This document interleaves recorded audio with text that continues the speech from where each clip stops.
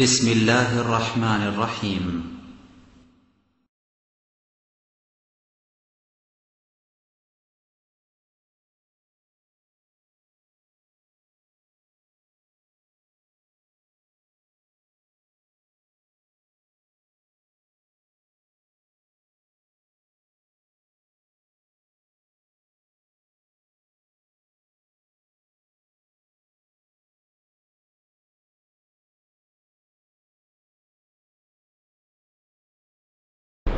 إن الحمد لله نحمده ونستعينه ونستغفره ونعوذ بالله من شرور أنفسنا ومن سيئات أعمالنا من يهده الله فلا مضل له ومن يضلله فلا هادي له ونشهد أن لا إله إلا الله وحده لا شريك له وأشهد أن محمدا عبده ورسوله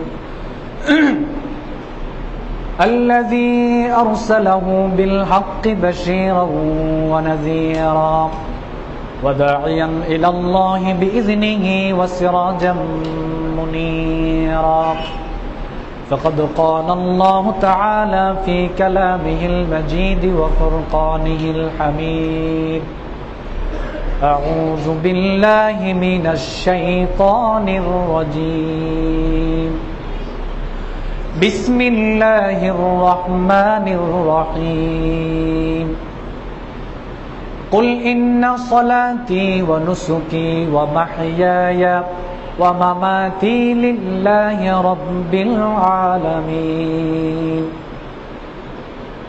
وقال سبحانه وتعالى وإذ قال لقمان لابنه وهو يعظه يا بني لا تشرك بالله إن الشرك لظلم عظيم أما بعد আমরা প্রথমেই সেই মহান আল্লাহ সুবহানাহু ওয়া তাআলার দরবারে শুকরিয়া আদায় করছি, যেই মহান আল্লাহ সুবহানাহু ওয়া তাআলা আমাদেরকে ঢাকা ক্যান্টনমেন্ট সংলগ্ন ভাসানটেক জামে মসজিদে জুমার সালাত আদায় করার জন্য তৌফিক দিয়েছেন। আমরা সেই মহান মনিবের দরবারে শুকরিয়া আদায় করছি, আলহামদুলিল্লাহ। দুরূদ এবং সালাম পেশ করছি বিশ্ব মানবতার মুক্তির দিশারি জনাবে মুহাম্মদুর রাসূলুল্লাহ সাল্লাল্লাহু আলাইহি ওয়াসাল্লামের প্রতি।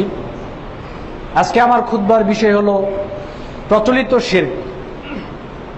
বর্তমানে মুসলিম সমাজ কিভাবে শিরকের মধ্যে লিপ্ত হচ্ছে, এরকম গুরুত্বপূর্ণ বড় বড় কিছু বিষয় আজকে আমি আপনাদের সামনে তুলে ধরার চেষ্টা করব। সব বিষয় তুলে ধরা সম্ভব নয়, এটা দীর্ঘ সময়ের একটা আলোচনা, কিন্তু প্রধান মেন যে ব্যাপারগুলো, এই বিষয়গুলো আজকে আমি আপনাদের সামনে তুলে ধরার চেষ্টা করব ইনশাআল্লাহ। রাসূল সাল্লাল্লাহু আলাইহি ওয়াসাল্লামকে এই পৃথিবীতে এমন একটা সময়ে পাঠানো হয়েছে যখন গোটা পৃথিবীটাই অন্ধকারে নিমজ্জিত ছিল, আচ্ছন্ন ছিল। এই অন্ধকার থেকে গোটা পৃথিবীর মানুষকে বের করে আলোর পথে নিয়ে যাওয়ার জন্য কোরআন সহকারে রাসূল সাল্লাল্লাহু আলাইহি ওয়াসাল্লামকে পৃথিবীতে পাঠানো হয়েছে। সূরা ইব্রাহিমের 1 নম্বর আয়াতে আল্লাহ বলেন, কিতাবুন আনজালনাহু ইলাইকা লিতুখরিজান নাসা মিনাজ যুলুমাতি ইলান নূর। আমি আপনার নিকট কিতাব নাজিল করেছি, এই কিতাব সহ আপনাকে প্রেরণ করেছি যাতে আপনি মানুষকে অন্ধকার থেকে বের করে আলোর পথে নিয়ে যেতে পারেন। এখানে অন্ধকার বলতে আল্লাহ সুবহানাহু ওয়া তাআলা শিরককে বুঝিয়েছেন। সূরা লোকমানের 13 নং আয়াতে আল্লাহ বলেন, ইন্নাশ শিরকা লাযুলমুন আযীম। নিশ্চয়ই শিরক হচ্ছে আল্লাহ সুবহানাহু ওয়া তাআলার নিকট সবচেয়ে বড় জুলম, অন্ধকার। সহিহ বুখারীতে এসেছে আব্দুল্লাহ ইবনে মাসউদ থেকে বর্ণিত, তিনি বলেন, লাম্মা নাযালাত আল্লাযিনা আমানু ওয়া লাম ইয়ালবিসু ঈমানাহুম বিযুলমিন।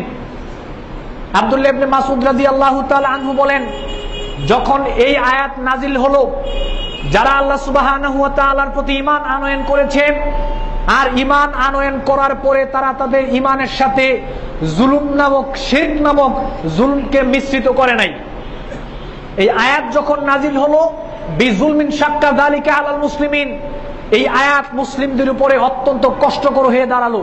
ফাকালু ইয়া রাসূলুল্লাহ, সাহাবীরা বলল, আইয়ুনা লা ইয়াজলিমু নাফসাহু, ইয়া রাসূলুল্লাহ, আমাদের মধ্যে এমন কে রয়েছে যে ব্যক্তি তার নফসের উপর জুলুম করে নাই? আল্লাহর নবী বললেন, লাইসা যালিকা, এখানে জুলুম বলতে এটা উদ্দেশ্য নয়, ইন্নামা হুয়া শিরক, এখানে জুলম বলতে আল্লাহ রাব্বুল আলামিন শিরককে উদ্দেশ্য করেছেন, শিরককে বুঝিয়েছেন। আলাম তাসমাউ, তোমরা কি শুনো নাই?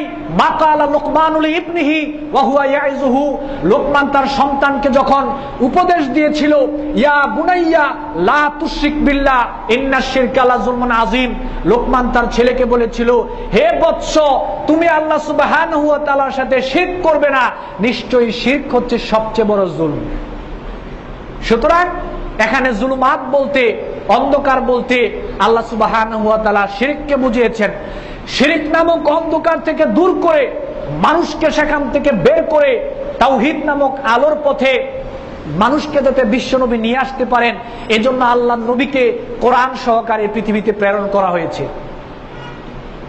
রাসূল সাল্লাল্লাহু আলাইহি ওয়াসাল্লাম এই পৃথিবীতে তাওহীদ প্রতিষ্ঠা করে গেছেন, কিন্তু অত্যন্ত দুঃখজনক ব্যাপার হলো সত্য, মুসলিম সমাজ সেই তাওহীদ ধরে রাখতে পারল না। বর্তমানে মুসলিম সমাজের মধ্যে শিরকের সয়লাব চলছে, মুসলিম সমাজই এখন অবাধে শিরকে লিপ্ত হয়েছে। আজকে এই শিরককে কেন্দ্র করে মানুষ কয়েক শ্রেণীতে বিভক্ত। আজকে বাংলার জমিনে শিরককে কেন্দ্র করে মানুষ কয়েক শ্রেণীতে বিভক্ত। এক শ্রেণী শিরক করার পাশাপাশি আমল করছে, আরেক শ্রেণী শিরক আছে কিন্তু আমল নাই, আরেক শ্রেণী শিরকটাকেই আমল হিসেবে করছে। আবার আরেক শ্রেণী কি করছে? শিরককে প্রতিষ্ঠা করার জন্য অর্থনৈতিকভাবে, রাজনৈতিকভাবে, সামাজিকভাবে, বুদ্ধিগতভাবে, পরামর্শগতভাবে, এমনকি রাষ্ট্রীয়ভাবে সার্বিক সহযোগিতা করে যাচ্ছে, যাতে করে এই বাংলার জমিনে শিরক প্রতিষ্ঠা হয়। আজকে শিরককে টিকে রাখার জন্য মুসলিম সমাজের মধ্য থেকেই আমরা কয়েক শ্রেণীতে বিভক্ত হয়ে গিয়েছি। আর সবচেয়ে মারাত্মক যেই শ্রেণী, সেই শ্রেণীটাই হলো তারা শিরককে প্রতিষ্ঠা করার জন্য বিভিন্নভাবে সহযোগিতা করে যাচ্ছে। এরকম কিভাবে আমরা এখন শিরকে লিপ্ত হচ্ছি, আজকে কিছু দিক আমি আপনাদের সামনে তুলে ধরবো ইনশাআল্লাহ। সর্বপ্রথম যে শিরক, ধর্মনিরপেক্ষ মতবাদ, এটা একটা কুফরি মতবাদ, এটা শিরকে আকবর। আমি একজন মুসলিম, আপনি একজন মুসলিম, একজন মুসলিম হিসেবে আমাদের যে করণীয় সেটা হলো আমাদেরকে মানতে হবে ইসলাম ধর্ম, আমাদেরকে প্রতিষ্ঠা করার চেষ্টা করতে হবে ইসলাম ধর্মকে। ইসলাম ধর্ম মানে, ইসলাম ধর্ম মানে ইসলামিক নিয়ম নীতি, ইসলামিক রীতিনীতি, যেই রীতিনীতিটা উপর থেকে দেওয়া হয়েছে, এই পৃথিবী থেকে দেওয়া হয় নাই, জমিন থেকে দেওয়া হয় নাই। যেই নিয়মটা আল্লাহ সুবহানাহু ওয়া তাআলা ওহীর মাধ্যমে উপর থেকে দিয়েছেন, মুসলিম হিসেবে আপনাকে সেই নিয়ম নীতি মানতে হবে, মুসলিম হিসেবে আপনাকে সেই নিয়ম নীতি প্রতিষ্ঠা করতে হবে। কেননা আল্লাহ সুবহানাহু ওয়া তাআলা সূরা মায়েদার 3 নং আয়াতে বলেছেন, রাদিতু লাকুমুল ইসলামা দীনা, আমি তোমাদের জন্য নির্দিষ্ট করে দিয়েছি ইসলামিক নিয়ম নীতিকে। সূরা আল ইমরানের 3 নং আয়াতে বলা হয়েছে, ইন্নাদ দীনা ইনদাল্লাহিল ইসলাম, নিশ্চয়ই আল্লাহর নিকট গ্রহণযোগ্য হচ্ছে ইসলামিক নিয়ম নীতি, যেই নিয়ম নীতিটা আল্লাহ সুবহানাহু ওয়া তাআলা নিজে দিয়েছেন, পৃথিবীর কোনো মানুষ দেন নাই। সূরা সূরার মধ্যে আল্লাহ একই কথা বলেছেন, শারাহা লাকুম মিনাদ দ্বীন, এই ইসলামিক নিয়ম নীতিকে তোমাদের জন্য নির্ধারিত করে দেওয়া হয়েছে, তোমাদের জন্য নির্দিষ্ট করে দেওয়া হয়েছে ইসলামিক নিয়ম নীতিকে। একজন মুসলিম হিসেবে তোমাকে পালন করতে হবে ইসলামিক নিয়ম নীতি, একজন মুসলিম হিসেবে তোমাকে প্রতিষ্ঠা করার চেষ্টা করতে হবে ইসলামিক নিয়ম নীতি। আর ধর্ম নিরপেক্ষ মতবাদ, এটাও একটা নিয়ম নীতি, এটা একটা জীবন ব্যবস্থার নাম। তবে ডিফারেন্স হচ্ছে, যারা ধর্ম নিরপেক্ষ মতবাদ নিয়ে আজকে কথা বলছেন, ধর্ম নিরপেক্ষ মতবাদ মানুষের তৈরি, এটা শয়তানের তৈরি, কিন্তু ইসলামিক নিয়ম নীতি স্বয়ং আল্লাহ সুবহানাহু ওয়া তাআলার তৈরি। সুবহানাল্লাহ।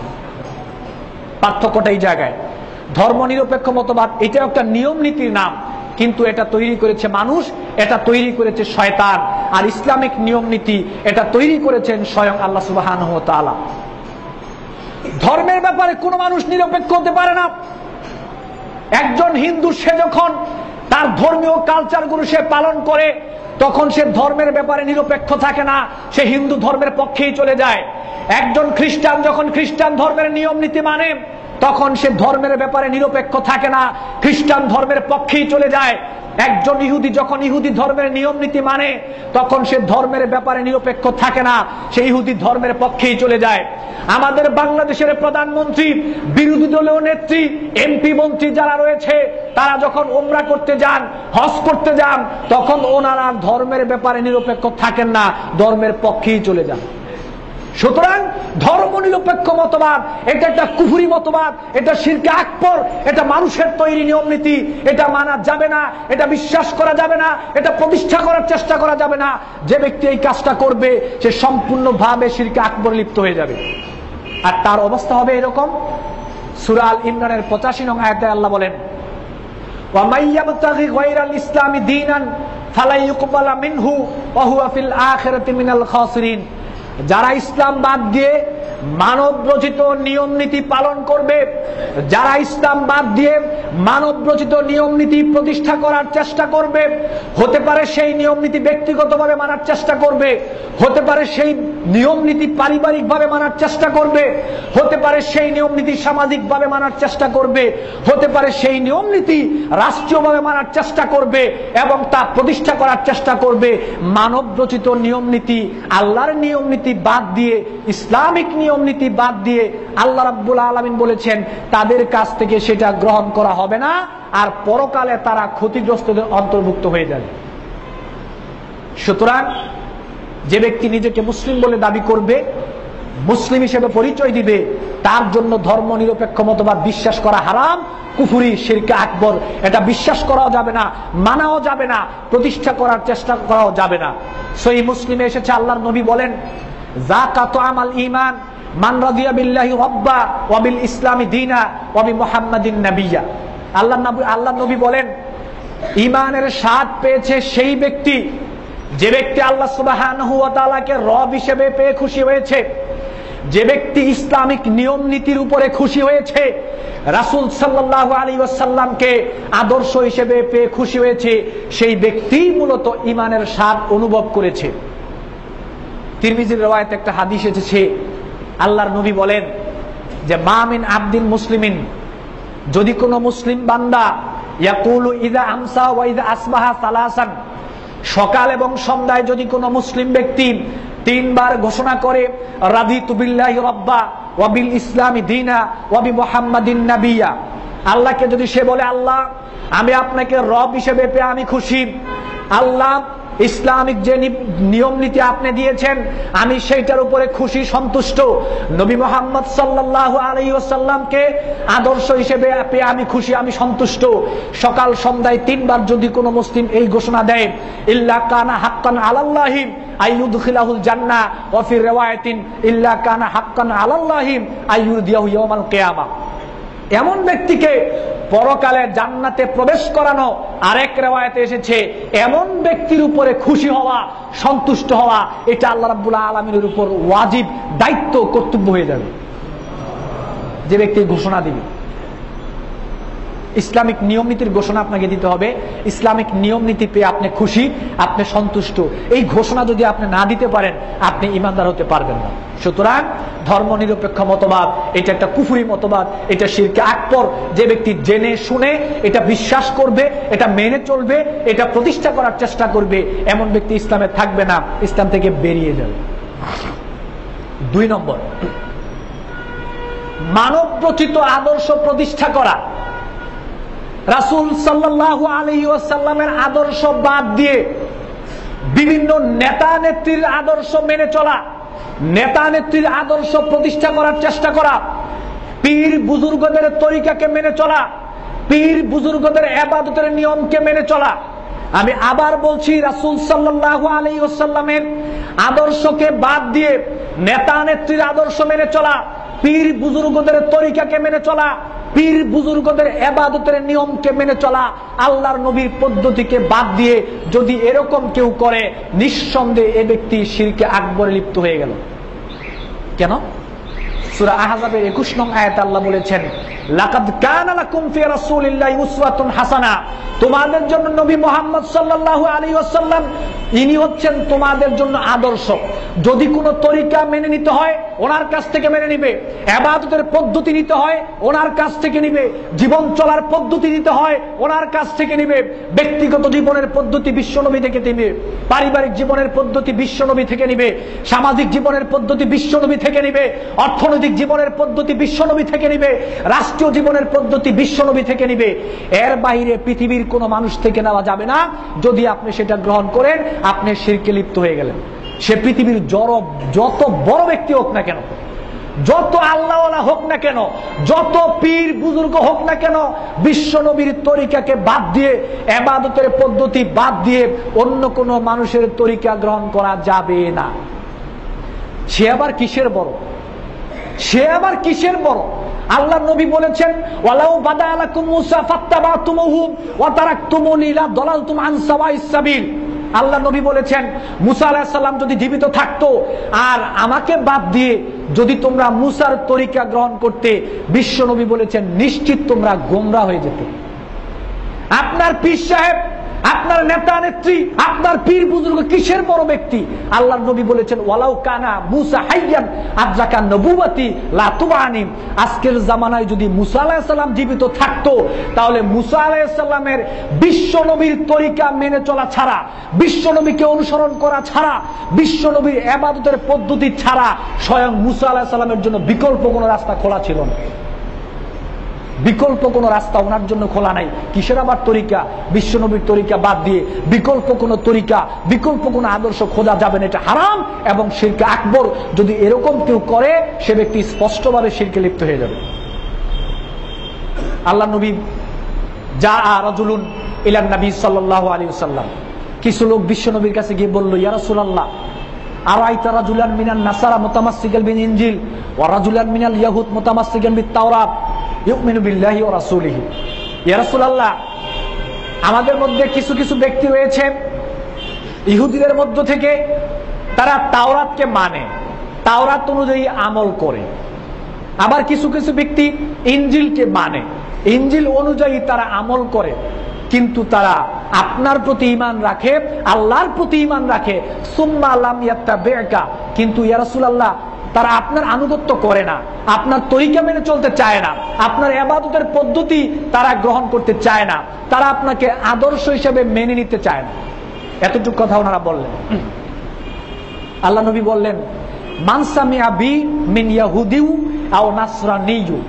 আল্লাহ নবী বলেছেন, ইহুদি খ্রিস্টান যাদের মধ্যে তারা যদি আমার কথা শুনে থাকে, তাদের মধ্যে যদি আমার দাওয়াত পৌঁছে থাকে, সুম্মা লাম ইয়াত্তাবি'নি ফাহুয়া ফিন্নার, সে ইহুদি খ্রিস্টান হোক সেটা আমার দেখার ব্যাপার নয়, সে আমার প্রতি ঈমান আনুক সেটাও আমার দেখার ব্যাপার নয়। আমার প্রতি ঈমান আনার পরে যদি কোনো ব্যক্তি আমার তরিকা না মেনে চলে, আমার প্রতি ঈমান আনার পরে যদি কোনো ব্যক্তি আমাকে আদর্শ হিসেবে না মানে, আমার প্রতি ঈমান আনার পরে যদি ইবাদতের পদ্ধতি আমার নবী থেকে না নেয়, আমার থেকে না নেয়, ফাহুয়া ফিন্নার, তার ঠিকানা হচ্ছে জাহান্নাম। আপনি কি বুঝলেন? নবীর তরিকা মানতে হবে। কুল্লু উম্মতি ইয়াদখুলুনাল জান্নাহ ইল্লা মান আবা, কিলা ওয়া মান ইয়াবা ইয়া রাসূলুল্লাহ। সেই বুখারীতে এসেছে, আল্লাহ নবী বলেছেন সব উম্মত জান্নাতে যাবে, কিন্তু তারা জান্নাতে যাবে না যারা জান্নাতে যেতে অস্বীকার করেছে, অবাধ্য হয়েছে। সাহাবীরা প্রশ্ন করলো, ইয়া রাসূলুল্লাহ কারা তারা? বলল, মান আতানি দাখালাল জান্নাহ ওয়া মান আসানি ফাকাদ আবা। যে ব্যক্তি আমার তরিকা অনুযায়ী চলবে, আমার তরিকা মেনে চলবে, আমার ইবাদতের পদ্ধতি যে ব্যক্তি গ্রহণ করবে, আমাকে যে ব্যক্তি আদর্শ হিসেবে মেনে চলবে, সে ব্যক্তি জান্নাতে যাবে। আর আমাকে বাদ দিয়ে যদি কেউ নেতা নেত্রীর আদর্শ গ্রহণ করে, আমাকে বাদ দিয়ে যদি পীর সাহেবের তরিকা গ্রহণ করে, আমাকে বাদ দিয়ে যদি বুজুর্গদের তরিকা ইবাদতের পদ্ধতি গ্রহণ করে, সারা জীবন আমল করলো, লোকটা জাহান্নামে যাবে। কেন? সে নবীর তরিকা অনুযায়ী চললো না, এবং এটা শিরক। আল্লাহর প্রতি ঈমান এনেছেন, শুনে রাখুন, আল্লাহর প্রতি ঈমান এনেছেন মানে আপনি জান্নাতের টিকিট নিয়েছেন। জান্নাতে যেতে হলে রাসূল সাল্লাল্লাহু আলাইহি ওয়াসাল্লামের আদর্শের ট্রেনে উঠতে হবে, রাসূলের তরিকার ট্রেনে উঠতে হবে, রাসূলের ইবাদতের পদ্ধতির ট্রেনে উঠতে হবে। চট্টগ্রামের ট্রেনের টিকিট কেটে সিলেটের ট্রেনে উঠলে যেমনি ভাবে চট্টগ্রাম যাওয়া সম্ভব নয়, আল্লাহর প্রতি ঈমান আনার পরে আল্লাহর নবীকে বাদ দিয়ে অন্য কোন ব্যক্তির আদর্শের ট্রেনে, অন্য কোন নেতা নেত্রীর আদর্শের ট্রেনে, পীর বুজুর্গের ট্রেনে, তরিকার ট্রেনে উঠলে তদ্রূপ আপনার জন্য জান্নাতে যাওয়া সম্ভব নয়, আপনি জান্নাতে যাবেন না। সুতরাং মানব রচিত আদর্শ নয়, মানব রচিত তরিকা নয়, মানব রচিত ইবাদতের পদ্ধতি নয়, রাসূল সাল্লাল্লাহু আলাইহি ওয়াসাল্লামের আদর্শ, রাসূল সাল্লাল্লাহু আলাইহি ওয়াসাল্লামের তরিকা, রাসূল সাল্লাল্লাহু আলাইহি ওয়াসাল্লামের ইবাদতের পদ্ধতি মুসলিম হিসেবে আমাদেরকে মেনে চলতে হবে, তাহলে এটা শিরক হবে না। এর ব্যতিক্রম যদি আপনি মানব রচিত বিধানের দিকে চলে যান তাহলে এটা শিরক হয়ে যাবে। এরপরে পীরতন্ত্র। পীরতন্ত্র শব্দটাকে কেন্দ্র করে এর ভিতরে যা লুকায়িত রয়েছে, এই শব্দটাকে কেন্দ্র করে যা করা হয় সব শিরক। একেবারে সোজা ভাষায় বললাম, এটাকে কেন্দ্র করে যা করা হয় সব শিরক। আজকে বর্তমানে মুসলিম সমাজ সবচেয়ে বেশি শিরকের মধ্যে লিপ্ত হচ্ছে এই পীরদেরকে কেন্দ্র করে। আজকে তাদের দাবি পীরেরা পরকালের শাফায়াতের ক্ষমতা রাখেন, যারা মুরিদ হবে তাদেরকে শাফায়াত করে পীরেরা জান্নাতে নিয়ে যাবে। নাউযুবিল্লাহি মিন যালিক। এখানে একটা কথা কোট করে রাখার মতো, এখানে একটা কথা কোট করে রাখার মতো, পীর যদি মুরিদকে সুপারিশ করে জান্নাতে নিয়ে যায় তার মানে পীর আগেই জান্নাতি, কারণ জান্নাতি ব্যক্তি ছাড়া তো কেউ কাউকে সুপারিশ করে জান্নাতে নিয়ে যেতে পারবে না। আমার প্রশ্ন হচ্ছে, পীর যে জান্নাতি এই সার্টিফিকেট তাকে দিল কে? জান্নাতি ব্যক্তি ছাড়া আরেকজন ব্যক্তিকে সুপারিশ করে জান্নাতে নিয়ে যাবে, এরকম তো ঘটার কথা নয়। পীর যদি আপনাকে সুপারিশ করে জান্নাতে নিয়ে যায় তাহলে সূরা বাকারার 48 নং আয়াতের কি হবে? আল্লাহ রাব্বুল আলামিন বলেছেন, ওয়াত্তাকু ইয়াওমান লা তাজজি নাফসুন আন নাফসিন শাইআ ওয়ালা ইউকবালু মিনহা শাফাআতু ওয়ালা ইউখাযু মিনহা আদলু ওয়ালা হুম ইনসারুন। আল্লাহ রাব্বুল আলামিন বলেন, সেই দিনকে ভয় করো যেদিন কেউ কারো কোনো কাজেই আসবে না, কারো পক্ষ থেকে সুপারিশ গ্রহণ করা হবে না, শাফায়াত গ্রহণ করা হবে না, সহযোগিতা নেওয়া হবে না, সাহায্য নেওয়া হবে না, এবং ওই দিন আল্লাহ ছাড়া তোমাদের জন্য কোনো সাহায্যকারীও থাকবে না। ওই দিনকে তোমরা ভয় করো। কেমন দিন? সহিহ বুখারীতে এসেছে, আয়েশা রাদিয়াল্লাহু তাআলা আনহা থেকে বর্ণিত, তিনি বলেন আল্লাহ রাসূল বলেছেন, ইউহশারুন নাসু ইয়াওমাল কিয়ামাতি হুফাতান উরাতান গোরলান। হাসরের মাঠে আমরা সমস্ত মানুষ উলঙ্গ, খালি পায়ে, খাতনাবিহীন আমরা হাসরের মাঠে উঠব। আয়েশা রাদিয়াল্লাহু তাআলা আনহা বললেন, ইয়া রাসূলুল্লাহ, আর রিজালু ওয়ান নিসাউ জামিআন ইয়ানজুরু বা'দুম ইলা বা'দিন। নারী পুরুষ কি সবাই একসাথে উঠব? আমরা কি কেউ কারো দিকে তাকাবো না? আমাদের কি লজ্জা হবে না? আল্লাহ নবী বলেন, আয়েশা, আল আমরু আসাদ্দু মিন ইয়ানজুরু বা'দুম ইলা বা'দিন। হাসরের মাঠের অবস্থা এমন কঠিন অবস্থা হবে, সেদিন কেউ কারো দিকে তাকানোর সুযোগ পাবে না। সূরা আবাসার 34 এবং 35 নং আয়াতে আল্লাহ বলেন, ইয়াউমা ইয়াফিরুল মারউ মিন আখিহি ওয়া উম্মিহি ওয়া আবি ওয়া সাহিবাতি ওয়া বানি লিকুল্লি ইমরিন মিনহুম। সেদিন পিতা তার সন্তান থেকে, সন্তান তার পিতা থেকে, স্বামী তার স্ত্রী থেকে, স্ত্রী তার স্বামী থেকে, সবাই সবার থেকে পালাবে, কেউ কাউকেই সেদিন চিনবে না। তাহলে আল্লাহ বলতেছেন, পীর তার স্ত্রী থেকে পালাবে, পীর তার সন্তান থেকে পালাবে, সেখানে পীর মুরিদের জন্য সুপারিশ করবে, এটাই বা হয় কি করে? এটা তো আমার বুঝে আসে না। সহিহ মুসলিমে এসেছে, আল্লাহ নবী বলেছেন, ইয়া ফাতেমা আনকিজি নাফসাকি মিনান নার ফাইন্নী লা আমলিকু লাকুম মিনাল্লাহি শাইআ। হে ফাতেমা, তুমি আমার মেয়ে, এতে আসে যায় না, তুমি আমার মেয়ে, অনেক আদরের মেয়ে, এতে আসে যায় না। পরকালে জাহান্নাম থেকে বাঁচার জন্য তুমি তোমার নিজেকেই দিয়ে চেষ্টা করো, নিজের আমল দিয়ে চেষ্টা করো জাহান্নাম থেকে বাঁচার। আমি নবী হিসেবে, আমি তোমার পিতা হিসেবে পরকালে আমি তোমার উপকার করতে পারবো না। নবী তার মেয়েরই উপকার করতে পারবে না, তো পীর আপনার উপকার করবে, এটাই বা হয় কি করে? সহিহ বুখারীতে এসেছে, আল্লাহ নবী বলেছেন, পরকালে কোন মানুষ তার আমলের দ্বারা জান্নাতে যেতে পারবে না। পরকালে কোন মানুষ তার আমলের দ্বারা জান্নাতে যেতে পারবে না। সাহাবীরা বলল, ইয়া রাসূলুল্লাহ ওয়ালা আনতা, আপনিও না? আল্লাহ নবী বললেন যে ওয়ালা আনা, আমিও না। ইল্লা আইয়াতা গাম্মাদানি আল্লাহ বিরহমাতিন মিনহু। তবে হ্যাঁ, আল্লাহ রাব্বুল আলামিনের রহমত ব্যতীত, আল্লাহর অনুগ্রহ ব্যতীত পৃথিবীর কোন মানুষ সেদিন জান্নাতে যাওয়া সম্ভব হবে না। তবে রহমতটা তাদের প্রতি করবেন যারা আল্লাহ রাব্বুল আলামিনকে মেনে চলবে, তাদের প্রতি আল্লাহ রহম করবেন। কিন্তু আল্লাহর রহমত এবং অনুগ্রহ বাদ দিয়ে কোন মানুষ সেদিন জান্নাতে যাওয়া সম্ভব হবে না। তো আজকে পীর যদি আপনাকে শাফায়াত করে জান্নাতেই নিয়ে যায়, পীর যদি আপনাকে শাফায়াত করে জান্নাতেই নিয়ে যায়, তাহলে পীরকে শাফায়াত করে কে জান্নাতে নিয়ে যাবে? পীর তো জান্নাতি না। সুতরাং এটা যদি কেউ বিশ্বাস করে, জেনে শুনে যদি এটা কেউ কার আকীদার মধ্যে রাখে, ঈমান আনার পরে যদি এটা বিশ্বাস করে, ঈমান চলে যাবে। আর ঈমান আনার আগে যদি এটা বিশ্বাস থাকে, তাহলে সে ঈমান আনতে পারবে না। এটা বিশ্বাস করা কুফরি, শিরক, হারাম। কোন মুসলিমের জন্য এটা বিশ্বাস করার সুযোগ নাই যে পীর সাহেব তার মুরিদকে সুপারিশ করে জান্নাতে নিয়ে যাবে। এটা বিশ্বাস করা হারাম। এটা জেনে শুনে বিশ্বাস করলে তার ঈমান চলে যাবে। এরপরে এখন পীরদেরকে কেন্দ্র করে চলছে সেজদা। পীরেরা সেজদার দাবি করছে। মুরিদদের কাছ থেকে এমন অবস্থায় তারা চলে গিয়েছে, এখন মুরিদ হতে হলে পীরদের সেজদা করা ছাড়া বিকল্প কোন রাস্তা মুরিদের জন্য খোলা নাই। আপনি যত বড় আলেম হন না কেন, আপনি যদি পীরের মুরিদ হন, আপনাকেও সেজদা করতে হবে। অথচ এই সেজদাটা ছিল আল্লাহর পাওনা, এই সেজদাটা ছিল আল্লাহর হক। সূরা হজ্জের ৭৭ নং আয়াতে আল্লাহ বলেছেন, ইয়া আইয়ুহাল্লাযীনা আমানু রুকউ ওয়াসজুদু ওয়া'বুদু রাব্বাকুম। হে ঈমানদার সমাজ, তোমরা রুকু করো, সিজদা করো, ইবাদত করো তোমাদের রবের জন্য। এই সিজদাগুলো তোমাদের রবকে করো, এই রুকুগুলো তোমাদের রবকে করো। তোমরা তোমাদের রবের ইবাদত করো, অন্য কারো দাসত্ব গোলামি তোমরা করো না।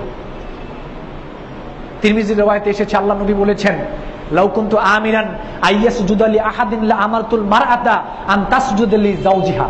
আল্লাহ নবী বলেছেন, আমি যদি কাউকে বলতাম তুমি অমুককে সেজদা করো, আমি স্ত্রীকে বলতাম তুমি তোমার স্বামীকে সেজদা করো। যেহেতু এটা জায়েজ নাই, সুতরাং আল্লাহ ছাড়া পৃথিবীর কোন মানুষকে, কোন সৃষ্টিকে, একটা সৃষ্টি আরেকটা সৃষ্টিকে সেজদা করবে, এটা হারাম, এটা হারাম, এটা হারাম, এটা করা যাবে না।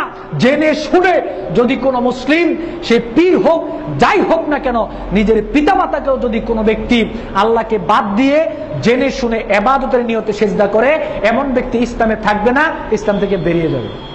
এটা করা যাবে না। এরপর পীরের ইবাদত করতে করতে, মুরিদ হতে হতে এরকম অবস্থা এখন হয়েছে যে পীরদের নিকট আমরা এখন বিভিন্ন ধরনের প্রার্থনায় লিপ্ত হয়েছি। মনের চাওয়া পাওয়া, যেটা কথা দরকার ছিল আল্লাহর কাছে চাওয়ার, সেটা এখন আল্লাহকে বাদ দিয়ে আর একটা মাবুদ পীরকে বানিয়ে নিয়েছি। নাউযুবিল্লাহি মিন যালিক। এখন মনের চাওয়া পাওয়া সব পীরের কাছে চাচ্ছি, সব পীরের কাছে চাচ্ছি। অথচ আল্লাহ সুবহানাহু ওয়া তাআলা সূরা মুমিনের ৬০ নং আয়াতে বলেছেন, ওয়াকালা রাব্বুকুম উদউনি আস্তাজিব লাকুম। তোমাদের রব তোমাদেরকে বলেছে, তোমাদের যদি কোনো কিছু প্রয়োজন হয় তাহলে তোমরা আল্লাহর নিকট চাও। সূরা বাকারার ১৮৬ নং আয়াত, ওয়া ইযা সাআলাকা ইবাদি আন্নী ফাইন্নী করিব উজিবু দাওয়াতাদ দাঈ ইযা দাআনি। আল্লাহ রাব্বুল আলামিন বলেন যে আমার বান্দার যখন কোনো কিছু চাওয়ার প্রয়োজন হয়, সেজন্য আমার নিকট চায়, আমি তার অতি নিকটবর্তী থাকি, সে আমার কাছে যা চাইবে আমি আল্লাহ তাকে তাই দিব। সহিহ বুখারী এবং মুসলিমে এসেছে, আল্লাহ নবী বলেছেন, ইয়ানজিলু রাব্বুনা কুল্লা লাইলাতিন ইলা সামাঈদ দুনিয়া হাইনা ইয়াবকা সুলুসুল লাইলিল আখির। রাতের 1/3 যখন চলে যায়, আল্লাহ রাব্বুল আলামিন দুনিয়ার আসমানে নেমে আসেন, এসে বলেন, মাইয়াদউনি ফাস্তাজিব লাহু ওয়া মাইয়াসআলুনি ফাউতিয়াহু। হে পৃথিবীর মানুষ, তোমরা কে আছো? আমার নিকট প্রার্থনা করবে, করো, আমি প্রার্থনা কবুল করব। আমার নিকট কে কি চাইবা চাও, আমি আল্লাহ ওয়াদা করতেছি আমি তোমাকে তাই দিব। সুবহানাল্লাহ আলহামদুলিল্লাহ। যেই জায়গার মধ্যে আল্লাহ আপনাকে আহ্বান করছেন আল্লাহর কাছে চাওয়ার জন্য, আর সেই জায়গায় আপনি পীরের কাছে, একটা সৃষ্টি আর একটা সৃষ্টির কাছে চাচ্ছেন, এক ফকির আর এক ফকিরের কাছে চাচ্ছেন। আমার জীবনে এরকম কোন ইতিহাস ঘটনা আমার সামনে ঘটে নাই যে কোন ফকির আরেক ফকিরের কাছে ভিক্ষা চেয়েছে আর সেই ফকির তাকে ভিক্ষা দিয়েছে। এরকম ঘটনা আমার সামনে কখনো ঘটে নাই। আমি জানি না আপনাদের সামনে এরকম ঘটনা হয়েছে কিনা, যে কোন ফকির আরেক ফকিরের কাছে ভিক্ষা চেয়েছে আর এই ফকির তাকে ভিক্ষা দিয়েছে। সূরা মুহাম্মদের ৮ নং আয়াতে আল্লাহ বলেন, ওয়াল্লাহুল গানি ওয়া আনতুমুল ফুকারা গোটা পৃথিবীর সমস্ত মাখলুক মানুষ জাতি যা রয়েছে আল্লাহ বলেছেন তোমরা হচ্ছে ফকির মোকাপেক্ষী, আর আমি আল্লাহ হয়েছি ধনী অমোকাপেক্ষী। সুতরাং একটা ফকির আরেকটা ফকিরের কি চাও, চাওয়ার যদি প্রয়োজনই হয় আমি ধনী আমার কাছে চাও, আমি আল্লাহ বলছি তোমাকে দিব। তো এক ফকির আরেক ফকিরের কাছে কেন ভিক্ষা চান? আল্লাহ বলেছেন আল্লাহর কাছে চাইতে। আল্লাহ ধনী, আল্লাহ অমুখাপেক্ষী, আল্লাহর কাছে অজস্র রয়েছে, আপনি যা চাইবেন আল্লাহ সুবহানাহু ওয়া তাআলা তাই দিবেন। আল্লাহ নবী বলেছেন একটা জুতার ফিতেও যদি প্রয়োজন হয় তাও তোমরা আল্লাহর নিকট চাও। আল্লাহর কাছে চাওয়ার জন্য বলা হয়েছে। কিন্তু অত্যন্ত দুঃখজনক ব্যাপার যে আজকে মুসলিম সমাজ কিভাবে তাদের আকীদা নষ্ট হয়ে গেল, যে একটা মানুষ আরেকটা মানুষের কাছে কিভাবে এই চাওয়া পাওয়া গুলো চাচ্ছে যেটা দেওয়ার ক্ষমতা তার নাই। শুধু কি তাই? এখানেই তো শেষ না, চাইতে চাইতে এমন জায়গায় চলে গিয়েছে এখন সন্তান পর্যন্ত চাচ্ছে। নাউযুবিল্লাহি মিন যালিক। অথচ আল্লাহ রাব্বুল আলামিন সূরা সূরার 49 নং আয়াতে বলেছেন লিল্লাহি মুলকুস সামাওয়াতি ওয়াল আরদ ইয়াখলুকু মা ইয়াশাউ ইয়াহাবু লিমান ইয়াশাউ ইনাসা ওয়া ইয়াহাবু লিমান ইয়াশাউ যুকুর আও ইউযাওয়িজুহুম যুকরানা ওয়া ইনাসা ওয়া ইয়াজআলু মান ইয়াশাউ আকিমা। আল্লাহ রাব্বুল আলামিন বলেন এই গোটা যেই পৃথিবী রয়েছে এই সমস্ত কিছুর মালিক হচ্ছে আল্লাহ সুবহানাহু ওয়া তাআলা। তিনি এগুলো সৃষ্টি করেছেন, তিনি যাকে ইচ্ছা, তিনি মানে আল্লাহ, আল্লাহ যাকে ইচ্ছা তাকে পুত্র সন্তান দেন, যাকে ইচ্ছা তাকে কন্যা সন্তান দেন, আবার যাকে ইচ্ছা তাকে পুত্র সন্তানও দেন কন্যা সন্তানও দেন, আবার যাকে ইচ্ছা তাকে পুত্রও দেন না কন্যাও দেন না, আল্লাহ তাকে বন্দা বানিয়ে রাখেন। ইচ্ছাটা কার? আমি বলি আমার ভাষায়, পীর যদি আপনাকে আমাকে সন্তান দেওয়ার ক্ষমতা থাকতো তাহলে তো পীরেরই হাজার হাজার সন্তান থাকার কথা। আমাকে আপনাকে যদি সন্তান দেওয়ার ক্ষমতা তারই থাকতো, আমি মনে করি পীরের হাজার হাজার সন্তান থাকার কথা ছিল, কারণ এখন তো পীরের অভাব নাই। দুইটা করে দিলেও তো অনেক সন্তান হয়ে যায় তাদের। সহিহ মুসলিমে এসেছে মাকাদির আল খালকি কাবলা আন ইয়াখলুকাস সামাওয়াতি ওয়াল আরদি বিখামসিনা আলফা সানা, এই পৃথিবী সৃষ্টির 50,000 বছর পূর্বে আল্লাহ রাব্বুল আলামিন লিখে দিয়েছেন এই পৃথিবীতে কয়টা সন্তান জন্ম নিবে, এই পৃথিবীতে কি পরিমাণ সৃষ্টি আল্লাহ করবেন, এটা পৃথিবী সৃষ্টির 50,000 বছর পূর্বে আল্লাহ রাব্বুল আলামিন লিখে রেখেছেন। ইচ্ছাটা আল্লাহর, আপনার নয়। ইচ্ছাটা আল্লাহর, আপনার ইচ্ছা নয়। সুতরাং পীরের নিকট সন্তান তো দূরের কথা, সামান্য একটা জিনিসও পীরের নিকট চাওয়া যাবে না। জেনে শুনে যদি কোনো ব্যক্তি এরকম করে থাকেন তাহলে আপনি স্পষ্টভাবে শিরকের মধ্যে লিপ্ত হয়ে গেলেন, আপনাকে তওবা ইস্তেগফার করতে হবে। আর যদি আপনার আকীদার মধ্যেই বিশ্বাস থাকে যে পীর সাহেব আপনাকে দেওয়ার ক্ষমতা রাখে, আপনি ইসলাম থেকে বেরিয়ে যাবেন। হ্যাঁ, তবে হ্যাঁ, আপনি পীরের কাছে চাইতে পারেন। পীর কেন, যে কোনো মানুষের কাছে আপনি চাইতে পারেন, আমার কোনো আপত্তি নেই, ইসলামী শরীয়তের আপত্তি নেই। তবে 3টা শর্ত পূরণ করতে হবে। আপনি যার কাছে চাইবেন তাকে সামনাসামনি উপস্থিত থাকতে হবে, অথবা মোবাইলের মাধ্যমে আপনি তার কাছে চাইতে পারেন, 1 নাম্বার কন্ডিশন। 2 নাম্বার, আপনি যার কাছে চাইবেন তাকে জীবিত হতে হবে। আপনি যার কাছে চাইবেন তাকে জীবিত হতে হবে। 3 নাম্বার, আপনি তার কাছে যা চাইবেন তা দেওয়ার ক্ষমতা তার থাকতে হবে। আমি আবার বলছি, যার কাছে চাইবেন সামনাসামনি হতে হবে, অথবা মোবাইলের মাধ্যমে হতে পারে। যার কাছে চাইবেন তাকে জীবিত হতে হবে, এবং যা চাইবেন তা দেওয়ার ক্ষমতা তার থাকতে হবে। এই 3টা শর্ত যদি পাওয়া যায় আপনি চাইতে পারেন, এটা শিরক হবে না, এটা শিরক হবে না, এটা আপনি চাইতে পারেন। এর বাহিরে শর্তের 3টা শর্তের বাহিরে যদি আপনি ওই কাজগুলো করেন তাহলে শিরকে লিপ্ত হয়ে যাবে। এই যে শিরক কেন্দ্রিক, এই পীর কেন্দ্রিক এখন আমাদের মুসলিম সমাজের মধ্যে যে আকীদা গড়ে উঠেছে, প্রধানমন্ত্রীর কাছে যেতে হলে চেয়ারম্যান, এমপি, মন্ত্রী, মেম্বার ওনাদেরকে ধরতে হয়, ওনাদেরকে ছাড়া যেমনি ভাবে প্রধানমন্ত্রীকে পাওয়া যাবে না, আল্লাহ সুবহানাহু ওয়া তাআলাকে পেতে হলে তেমনি ভাবে পীর ধরতে হবে। পীর ধরা যারা আল্লাহ সুবহানাহু ওয়া তাআলাকে পাওয়া যাবে না, নাউযুবিল্লাহি মিন যালিক। এটা তাদের বক্তব্য। অথচ মানুষ, সেই বুখারী এবং মুসলিমে এসেছে, সমস্ত মানুষ যখন আদম আলাইহিস সালামের কাছে যাবে, আমাদের জন্য একটু শাফায়াত করেন, ইব্রাহিম আলাইহিস সালামের কাছে যাবে, মুসা আলাইহিস সালামের কাছে যাবে, নূহ আলাইহিস সালামের কাছে যাবে, ঈসা আলাইহিস সালামের কাছে যাবে, পৃথিবীর শ্রেষ্ঠ মানুষগুলো সেদিন সাফায়াত করার সাহস করবে না, আর আপনার পীর আপনার জন্য সাফায়াত করবে। এটা হয় ভাই কি করে? এটা কি করেই সম্ভব? এটা তো বুঝেই আসে না। সুতরাং আমি আগেই বলেছি, পীরদেরকে কেন্দ্র করে যা গঠিত হচ্ছে সব কিছু শিরক, এর থেকে দূরে থাকতে হবে। আকীদাকে এর থেকে সম্পূর্ণভাবে পরিষ্কার ক্লিয়ার করতে হবে। ইসলামে পীরদের কোনো স্থান নাই, পীরদের কোনো জায়গা নেই। এখন আপনার সাথে আমার কথা, এখন আপনি কি করবেন? আমার এক ওস্তাদকে একটা মাহফিলে প্রশ্ন করলো যে হুজুর, এখন পীররা বক্তব্য দিচ্ছে পীর ধরতে হবে, পীর না ধরলে জান্নাতে যাওয়া যাবে না, পীর ধরা নাকি ফরজ। তো হুজুর প্রশ্ন পেয়ে বলল, হ্যাঁ, পীর ধরা ফরজ, পীর ধরতে হবে। সামনে ছিল দুই শ্রেণীর মানুষ। এক শ্রেণীর মানুষ ছিল পীরদের বিপক্ষে, আরেক শ্রেণীর মানুষ ছিল পীরদের পক্ষে। যারা পীরের পক্ষে তারা খুব খুশি, আর যারা পীরের বিপক্ষে তারা চিন্তা করলো যে হুজুর কি বলতেছে এগুলো, পীর ধরা ফরজ, এটা কি বললো হুজুর? তখন হুজুর জিজ্ঞেস করলেন, সোর ধরা কি? বললো সোর ধরা ফরজ। সোরের মতো পীর ধরাও ফরজ। পীর যেখানে পাবেন, পীর যেখানে পাবেন সেখানেই সোরের মতো পীরদেরকে ধরবেন। ধরার পরে সোরকে যা করেন পীরকে তাই করেন। এটা বলার পরে তো মাহফিলের অবস্থা একেবারে তালমাতাল। তো হ্যাঁ, পীর ধরা ফরজ, পীর ধরবেন, ধরে যা কিছু করার আপনারা কইরেন, আমি আর বললাম না। যেহেতু ইসলামে এগুলোর কোনো স্থান নাই, এখানে ইসলামে বিধানও আছে, ওই বিধান অনুযায়ী আপনারা করতে পারবেন, পরকালে আপনাদের জবাব দিতে হবে না। পীরদের মুরিদ হওয়ার জন্য আয়াত বের করেছে সূরা তাওবার 119 নম্বর আয়াত। এক মুরিদ তার আরেক লোককে দাওয়াত দিচ্ছে পীরের মুরিদ হওয়ার জন্য। বলতেছে আল্লাহ বলেছে পীরের মুরিদ হওয়ার জন্য। বলছে আল্লাহ তাই নাকি? হ্যাঁ। কয় তাহলে দলিল বলো। কয় সূরা তাওবার 119 নম্বর আয়াত, আল্লাহ বলেছে ইয়া আইয়ুহাল্লাযীনা আমানু ইত্তাকুল্লাহ ওয়া কুনু মা'আস সাদিকিন। আল্লাহ বলেছে হে ঈমানদারগণ, তোমরা আল্লাহকে ভয় করো আর সত্যবাদীদের সাথে থাকো। কয় এখানে তো পীরের কথা নাই।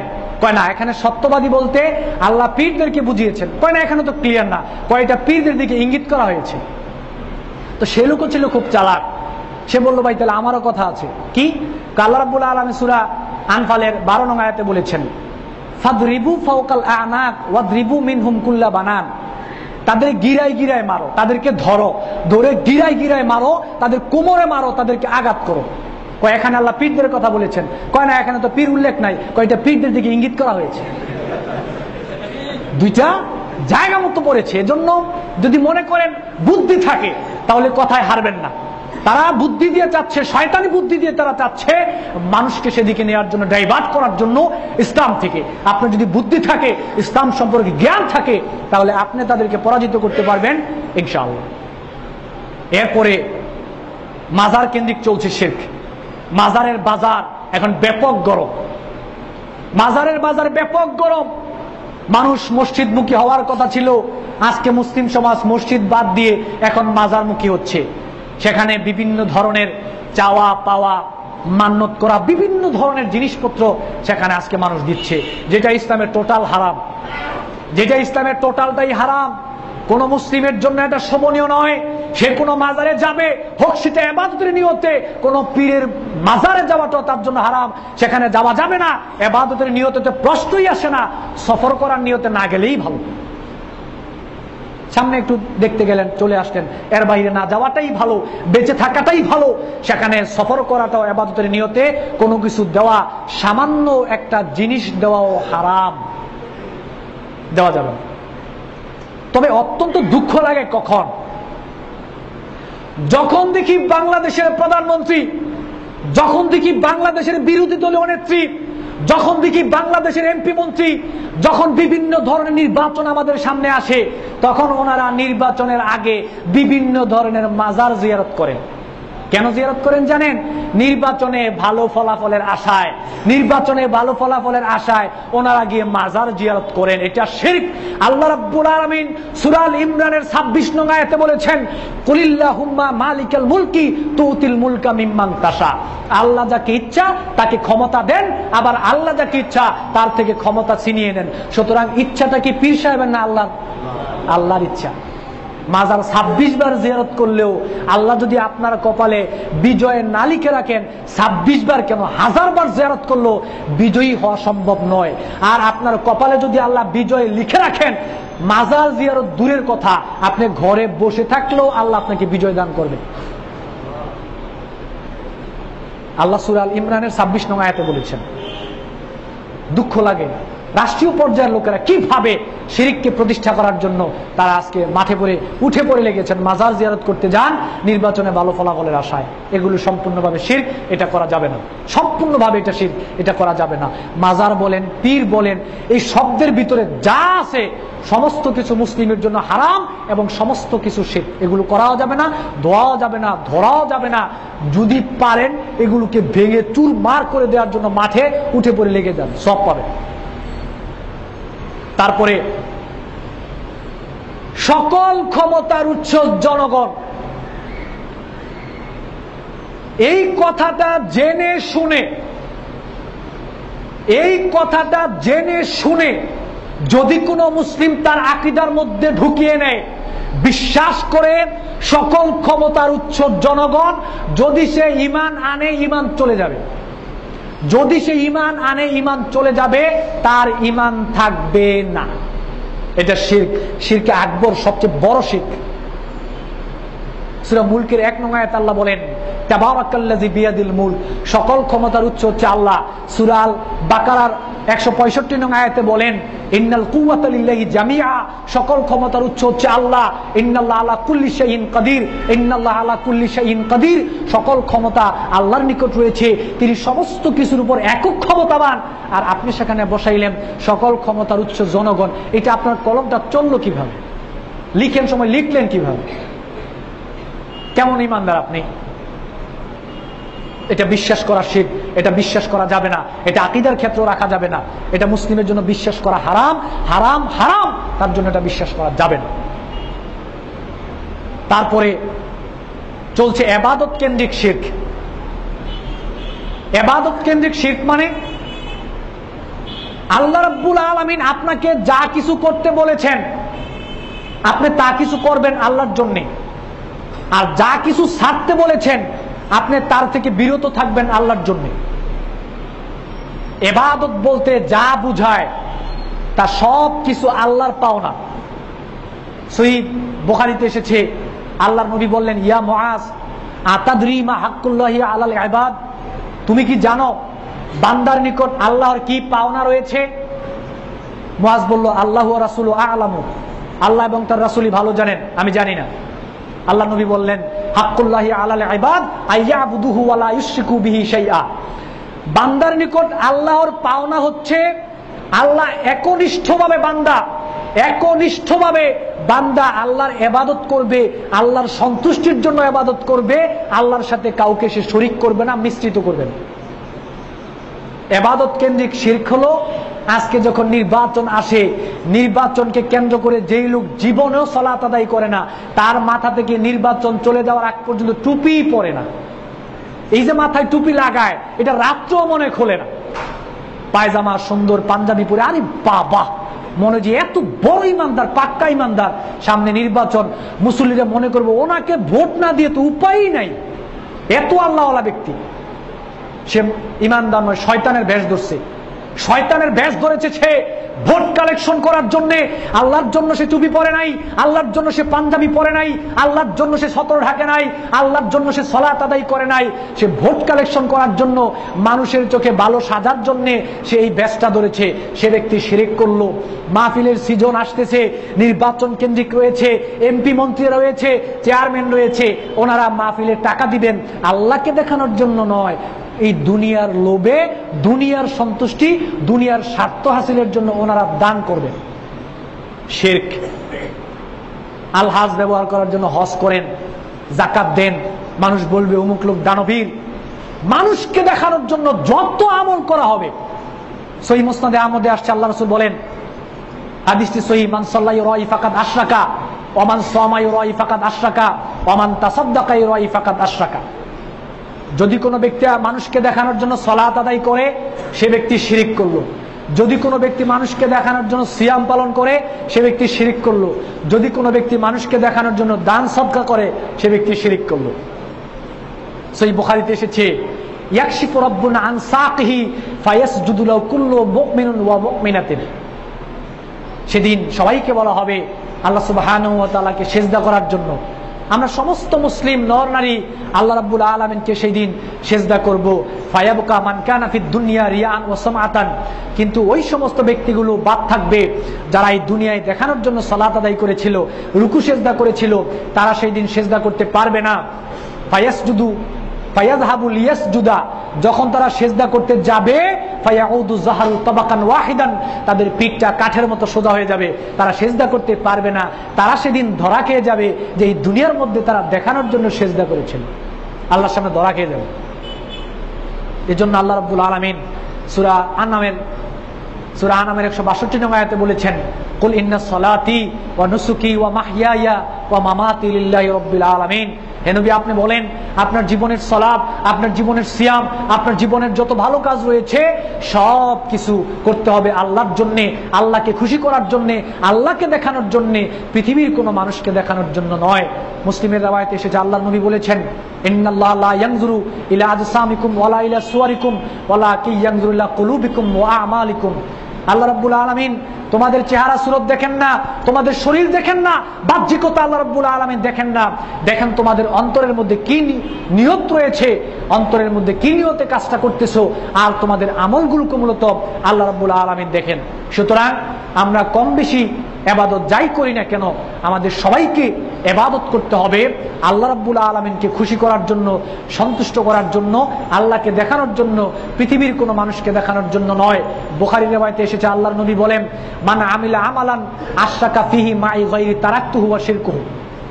আল্লাহ রাব্বুল আলামিন বলেন, রাসূল সাল্লাল্লাহু আলাইহি সাল্লাম বলেছেন যে ব্যক্তি আমলের সাথে শিরককে মিশ্রিত করে আল্লাহ রাব্বুল আলামিন বলেন আমি তার আমলকেও পরিত্যাগ করি, যার সাথে শিরিক করা হয়েছে তাকেও আমি পরিত্যাগ করি। সুতরাং ইবাদত কেন্দ্রিক শিরক হলো ইবাদত কম বেশি যাই করি না কেন করতে হবে এগুলো আল্লাহ সুবহানাহু ওয়া তাআলার জন্য, পৃথিবীর কোনো মানুষকে দেখানোর জন্য ইবাদত করা যাবে না, তাহলে শিরক হয়ে যাবে। আজকে সময় শেষ হয়ে গিয়েছে, এগুলো দীর্ঘ অনেক ব্যাপক আলোচনা, একটার পর একটা করতে হবে এরকম আলোচনা। ইনশাআল্লাহ সামনে যদি আবার কখনো সুযোগ হয় তাহলে আপনাদেরকে আরো কিছু আলোচনা, কিভাবে মুসলিম সমাজ আমরা শিরকে লিপ্ত হচ্ছি এরকম কিছু দিক আপনাদের সামনে তুলে ধরার চেষ্টা করব ইনশাআল্লাহ। কিন্তু একটা জিনিস মনে রাখবেন, আজকে বর্তমানে বাংলাদেশে শিরক হচ্ছে না, আজকে বর্তমানে বাংলাদেশে শিরক হচ্ছে না, শিরক করানো হচ্ছে। আমি বলে গেলাম কথাটা, খোঁজখবর নিয়ে দেখবেন, বর্তমানে শিরক হচ্ছে না, শিরকটাকে করানো হচ্ছে রাষ্ট্রীয়ভাবে।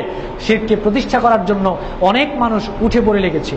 এজন্য আপনাদেরকে সোচ্চার হতে হবে, শিরকের বিরুদ্ধে তীব্র আন্দোলন আপনাদেরকে গড়ে তুলতে হবে, তীব্র প্রতিরোধ শিরকের বিরুদ্ধে আপনাদেরকে গড়ে তুলতে হবে। আল্লাহ সুবহানাহু ওয়া তাআলা আমাদের সবাইকে শিরক মুক্ত জীবনযাপন করার তৌফিক দান করুন, আমিন। ওয়া আখিরু দাওয়ানা আলহামদুলিল্লাহ। বিসমিল্লাহ, আলহামদুলিল্লাহ, ওয়াসসালাতু ওয়াসসালামু আলা রাসূলিল্লাহ ওয়া আলা আলিহি।